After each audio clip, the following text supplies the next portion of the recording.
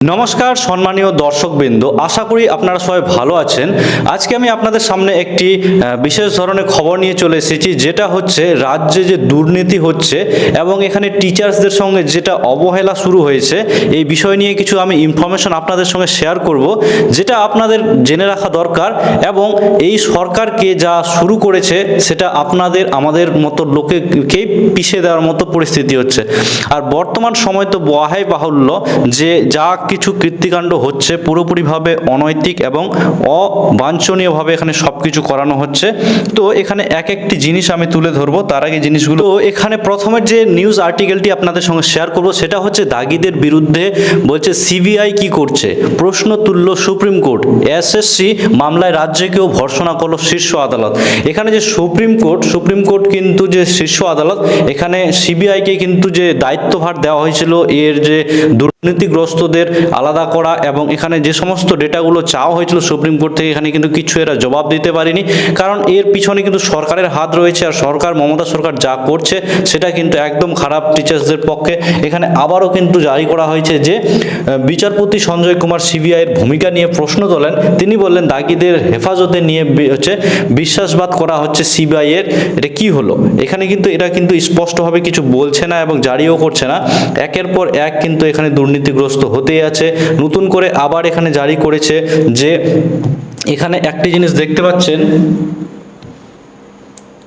যে এখানে সুপ্রিম কোর্টের নির্দেশ মেনে এখানে কিন্তু 2016 যে রিক্রুটমেন্টটি হয়েছিল সেখানে কিন্তু বলে দেওয়া হয়েছিল যে সেই জিনিসটি আপনারা দেখলে বুঝতে পারবেন। এখানে বলা হচ্ছে শনিবার কিন্তু 1806 জন দাগি অযোগ্যদের তালিকা কিন্তু প্রকাশ করেছিল এসএসসি।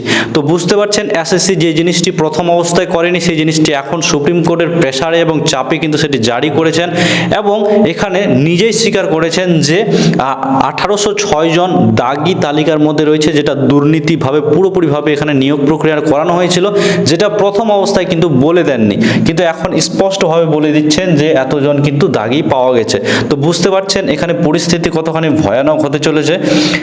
তো এরকমভাবে কিন্তু স্পষ্টভাবে জানিয়েছেন যে সুপ্রিম কোর্ট আগে হাইকোর্টকে বলা হলো, তারপরে কিন্তু এনারা এই সমস্ত পদক্ষেপ নিয়েছেন।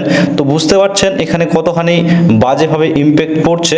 তো এই সমস্ত জিনিসগুলো যে জিনিসগুলো অবাঞ্ছনীয় ছিল এবং সেই জিনিসগুলো এখানে সুপ্রিম কোর্টের তরফ থেকে এখন হচ্ছে এবং নেক্সট যে এক্সাম কন্ডাক্ট করা হবে সেখানে কিভাবে হবে তার উপর ভিত্তি করে কিন্তু আমাদের সুপ্রিম কোর্ট জানিয়ে দিয়েছেন স্পষ্টভাবে যে এর যে বাকি যে ক্রাইটেরিয়াগুলো করবেন এখন তিনি সুপ্রিম কোর্টের নির্দেশাধীন করতে হবে, তারপরে কিন্তু সব কিছু ক্লিয়ারিটি হবে। এবং অনেক কিছু সম্প্রতি ক্লিপ বেরিয়েছে, যেমন হচ্ছে শুভেন্দু অধিকারী কিন্তু এখানে একটি ক্লিপ জারি করেছেন।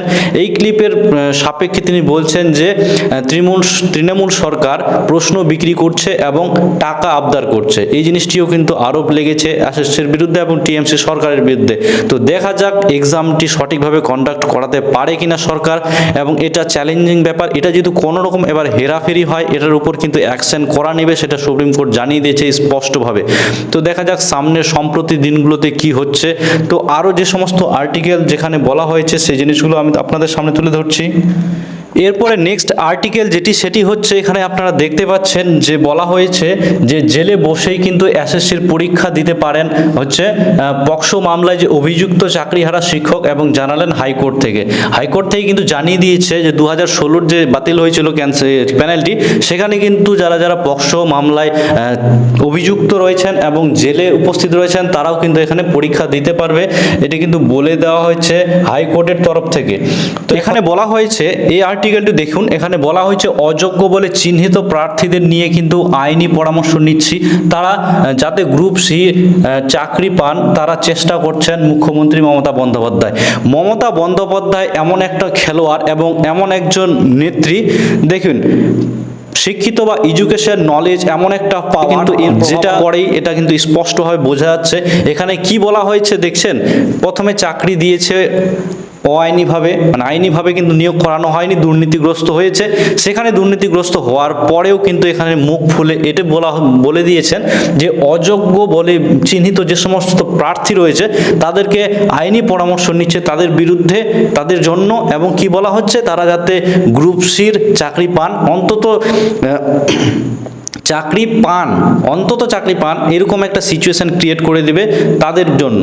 তো বুঝতে পারছেন যে প্রথমে টাকা নিল, তারপরে চাকরি দিতে পারলো না, হারিয়ে গেল, এবং তাদেরকে নিয়োগ করাতে হবে, এটা ওনার দায়িত্ব। এই হচ্ছে সিচুয়েশন এখনকার বর্তমানের। তো আর কি বলতে পারা যায়? তো আপনারা অবশ্যই কমেন্টে জানাবেন যে আপনাদের কি মত। এখানে কিন্তু এরকম একটি রায় জানিয়ে দিয়েছে, যেটা খুবই মানে হচ্ছে বলতে গেলে ঘৃণাত্মক এই জিনিসগুলো হচ্ছে। তো এটি যাতে না হয় এবং সম্প্রতি দিনে এরকমভাবে নিউজ যাতে না হয়, রাজ্য সরকার চান যে সঠিকভাবে যদি নিয়োগ প্রক্রিয়া করান তাহলে কিন্তু করাতে পারেন। কারণ একজন বিহারের শিক্ষক যিনি হচ্ছেন খান স্যার, তিনি এতগুলো করে নিলেন এবং প্রাইভেসি মেনটেন করলেন, আমাদের পরীক্ষা সাধারণত হতে পারছে না। এটা কি কারণে সেটা বলা যাচ্ছে না, কিন্তু এই জিনিসগুলো একদম খারাপ জিনিস, বাজে জিনিস হচ্ছে। তো আপনার কি রায় অবশ্যই কমেন্টে জানাবেন, এবং চ্যানেলের সঙ্গে জুড়ে থাকার জন্য চ্যানেলটি অতি অবশ্যই সাবস্ক্রাইব করবেন। আর যদি ভিডিওটি আপনার ভালো লেগে থাকে তাহলে অবশ্যই কিন্তু লাইক করবেন।